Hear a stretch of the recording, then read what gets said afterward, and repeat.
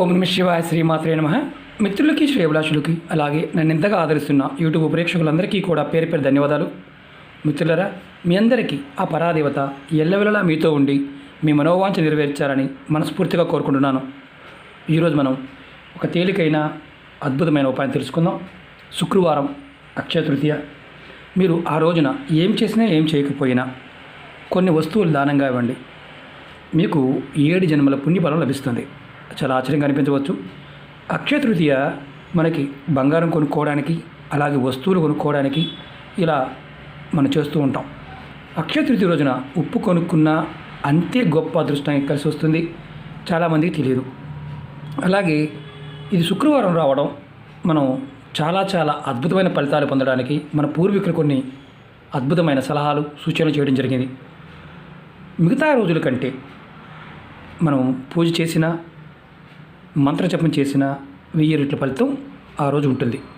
ఎవరైనా సరే, సాధకులు ఎవరైనా మామూలు వారైనా సరే, వారి ఓపికని బట్టి వారు చేసే ప్రతి పుణ్యకార్యం, దానం కావచ్చు, ధర్మం కావచ్చు, అలాగే భగవద్ ధ్యానం కావచ్చు, ఏదైనా సరే అద్భుతమైన ఫలితాన్ని ఇస్తుంది. అలాగే పర్టికులర్గా ఈరోజు అంటే అక్షయ తృతీయ రోజున దానం చేయటం వల్ల మనకి అక్షయమైన పుణ్యం లభిస్తుంది. అంటే అక్షయ పుణ్యం అంటే తరగని పుణ్యం. అంటే మనం ఏదైతే ఆ రోజు దానం చేస్తామో దానివల్ల మన జన్మల్లో ఉన్న కొన్ని పాపకర్మలు తిరుగుతాయి, పుణ్యఫలం లభిస్తుంది. ఎక్కువ డబ్బులు ఖర్చు అయ్యే కాదు, మన ఇంట్లో ఉండే వస్తువులతో మనం ఆ చిన్న ఉపాయాన్ని చేసినట్లయితే ఫలితం తప్పకుండా వస్తుంది. అలాగే పుణ్యం లభించడమే కాదు, లక్ష్మీ అమ్మవారి యొక్క ప్రసన్నత కూడా లభిస్తుంది.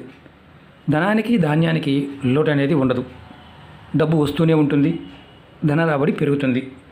అష్టైశ్వర్య భోగభాగ్యాలు కావాలనుకునేవారు ఖచ్చితంగా ఈ చిన్న పరిహారం చేస్తే అలాంటి మార్గాలు మీకు తెలుస్తాయి. అమ్మవారి యొక్క అనుగ్రహంతో ఖచ్చితంగా మీకు అష్టైశ్వర్య భోగభాగ్యాలు రావడానికి అవకాశం ఉంటుంది. ఎలా చేయాలి, ఏ విధంగా చేయాలి తెలియజేస్తాను. మీకు ఈ వీడియో నచ్చినట్లయితే లైక్ చేయండి, ఛానల్ని సబ్స్క్రైబ్ చేసుకోండి, పక్కనే ఉన్న గంట సింబల్ని యాక్టివేట్ చేసుకోండి, 10 మంది మిత్రులకి షేర్ చేయండి. అలాగే మనం కొత్త ఛానల్స్ పెట్టడం జరిగింది. ఆ 2 లింక్స్ కూడా కింద వీడియో డిస్క్రిప్షన్ బాక్స్లో ఇవ్వడం జరిగింది. వాటిని కూడా సబ్స్క్రైబ్ చేయండి, గంట సింబల్ని యాక్టివేట్ చేసుకోండి. రాబోయే రోజుల్లో వాటిల్లో కూడా వీడియోలు పెట్టడం జరుగుతుంది. మనం ముందుగా మీరు ఎవరైనా సరే, ఆడవారైనా మగవారైనా, నెలసరి ఉన్నప్పుడు ఈ ఉపాయాన్ని, అంటే ఆడవారు నెలసరి సమయంలో చేయవద్దు, మగవారు కుటుంబంలో ఎవరైనా సరే చేయవచ్చు. మీ ఇంటి దగ్గరలో కానీ దేవాలయంలో కానీ అవకాశం ఉంటే, రావి చెట్టు ఉంటే రావి చెట్టు దగ్గరికి వెళ్ళి ఆవు నెత్తితో దీపం వెలిగించండి. 2 ఒత్తులు వేసి దీపం వెలిగించండి. మనసులో కోరికలు కోరుకోండి. శ్రీమన్నారాయణ యొక్క కృపా కటాక్షంతో కోరికున్న కోరిక నెరవేరడానికి త్వరగా మార్గాలు తెలుస్తాయి. ఆరోగ్యం బాగుండాలి. ఇప్పుడు మనందరం పాండమిక్లో ఉన్నాం, అంతా బాగుండాలని కూడా మనం కోరుకోవచ్చు. అలాగే ఒక రాగి చెంబులో కానీ, రాగి గ్లాసులో కానీ, రాగి పాత్రలో కొంచెం నీరు తీసుకోండి. దాంట్లో నల్ల నువ్వులు వేసి ఈ నీటిని రావి చెట్టు మొదల్లో పోయండి. పోసిన తర్వాత విష్ణుమూర్తి అంటే శ్రీమన్నారాయణుడు మనసులో తలుచుకోండి. ఈ విధంగా చేయడం వల్ల మీ పితృదేవతలు ప్రసన్నత లభిస్తుంది. పితృదోషాల వల్ల అంటే మీరు చాలామంది వివాహం కావడం లేదు, ఉద్యోగం రావడం లేదు, ఇంట్లో గొడవలు అవుతున్నాయి, అలాగే ఎప్పుడు ఆర్థికమైన స్థిరమైన మనకి డబ్బు రావడం లేదనే వారికి చాలా వరకు రాహుకేతు దోషంతో కూడుకున్న, అంటే రాహుకేతు దోషం జాతకంలో కనిపిస్తుంది. పితృదోషాల వల్ల అలా జరుగుతుంది. ఈ పరిహారం చేయడం వల్ల మీ పితృదేవతలు సంతోషిస్తారు. మీకు కష్టాలు ఏదైతే ఉన్నాయో అవి తొలగే మార్గాల్ని చూపిస్తారు. అలాగే అక్షయ తృతీయ రోజున మీరు గుర్తుంచుకోవాల్సింది ఏంటంటే, మీకు ఎన్నిసార్లు వీలైతే అన్నిసార్లు ఓం నమో భగవతే వాసుదేవాయ అనే మంత్రాన్ని స్మరించండి. మీ కోరిక చెప్పుకోండి. మీకు ఆ రోజు మొత్తం మీరు ఎప్పుడు వీలైనప్పుడు మీ మంత్రాన్ని స్మరించండి. ఖచ్చితంగా మీకు అద్భుతమైన ఫలితం ఉంటుంది. అలాగే ఇంకొక మంత్రం ఏంటంటే ఓం నమ శివాయ. ఈ మంత్రాన్ని కూడా చదువుకోవచ్చు. నారాయణ మంత్రాన్ని కానీ, శివ మంత్రాన్ని కానీ, ఈ 2 మంత్రాలను మీరు కనుక ఎన్నిసార్లు మీకు వీలైతే అన్నిసార్లు మీ సంకల్పం చెప్పుకొని, మీ మనసులో కోరిక చెప్పుకొని చేస్తే త్వరగా ఫలితం రావడానికి అవకాశం ఉంటుంది. ఇది ఆడవారైనా మగవారైనా చేయవచ్చు. ఎటువంటి నియమ నిబంధనలు లేవు. మంత్రజపం మనసులో ఎవరైనా చేయవచ్చు. అలాగే అక్షయ తృతీయ రోజున మీరు ఈ కొన్ని వస్తువులు మన ఇంట్లో ఉండే వస్తువులు దానంగా ఇవ్వండి. మీకు అద్భుతమైన ఫలితం ఉంటుంది. అందులో పంచదార, బియ్యం, ఇలా పంచదార కావచ్చు, బియ్యం కావచ్చు, ఓపికని బట్టి బియ్యము, అలాగే పాలు, పెరుగు. కొన్ని సందర్భాల్లో ఈ వస్తువులు దానంగా ఇవ్వకూడదు. కానీ అక్షయ తృతీయ రోజున మీరు దానం చేయడం వల్ల అద్భుతమైన ఫలితం ఉంటుంది. మామూలు సమయాల్లో ఇలాంటివి పాలు, పెరుగు కూడా ఇవ్వకూడదు, దానంగా ఇవ్వకూడదు. కానీ అక్షయ తృతీయ రోజున మనకి అద్భుతమైన ఫలితాలు కలగడం కోసం దానంగా ఇవ్వచ్చు. ఆ ఒక్కరోజు మాత్రమే, మిగతా సమయంలో కాదు. అలాగే మనం పప్పు దినుసులు ఉంటాయి కదా, మనం వాడుకునే కందిపప్పు, పెసరపప్పు, మినప్పప్పు, ఇలాంటి వాటిని కూడా, అన్ని రకాల పప్పులను కూడా ఆ రోజు దానంగా ఇవ్వచ్చు. ఒక బ్రాహ్మణుడికి కానీ, పేదవారికి కానీ ఈ సమయంలో మనం ఆదుకోగలిగితే ఎవరికైనా స్వయం పాకానికి కూడా మనం దానం ఇవ్వచ్చు.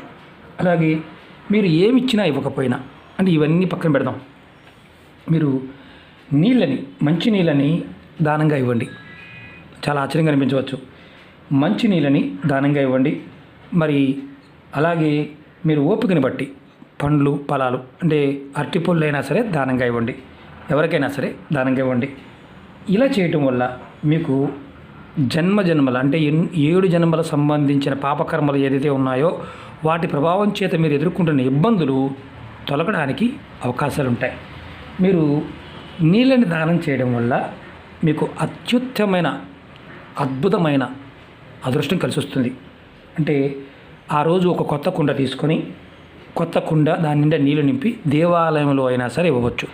మనం పూర్వం రోజుల్లో చలివేంద్రాలు పెట్టేవారు. అక్షయ తృతీయ రోజున చలివేంద్రాలు పెట్టి నీటిని దానం చేసేవారు చాలామంది. కొంతమందికి అంటే పాతవారికి అనుభవం ఉంటుంది, ఇప్పుడు మన జనరేషన్కి అంత అవగాహన లేదు. ఎందుకంటే నీటిని దానం చేసిన అక్షయమైన పుణ్యం లభిస్తుంది. అలాగే మీరు మట్టి కుండ కొత్తది కొని మీరు ఇవ్వచ్చు. మీకు ఆ అవకాశం లేదనుకోండి, ఇప్పుడున్న పాండమిక్ టైము, మీరు ఎవరికైనా సరే నీటిని దానంగా ఇచ్చే అవకాశం ఉంటే చేయండి.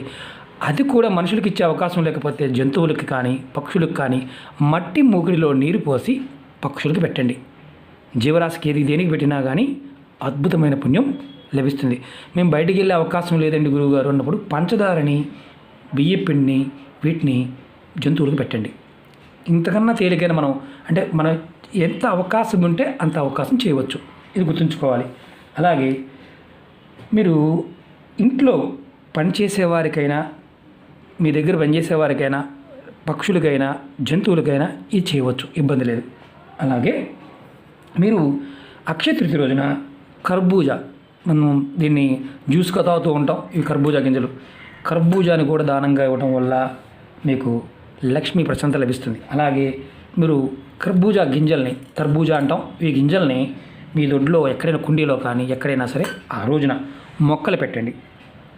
దానివల్ల కూడా మీకు లక్ష్మీదేవి యొక్క ప్రశాంతత లభిస్తుంది. లక్ష్మీదేవి మన ఇంట్లో స్థిరంగా ఉంటుంది. ఈ చిన్న చిన్న పరిహారాల్లో మీకు ఏది వీలైతే అది చేయండి. ఖచ్చితంగా మీకు అక్షయమైన పుణ్యం లభిస్తుంది.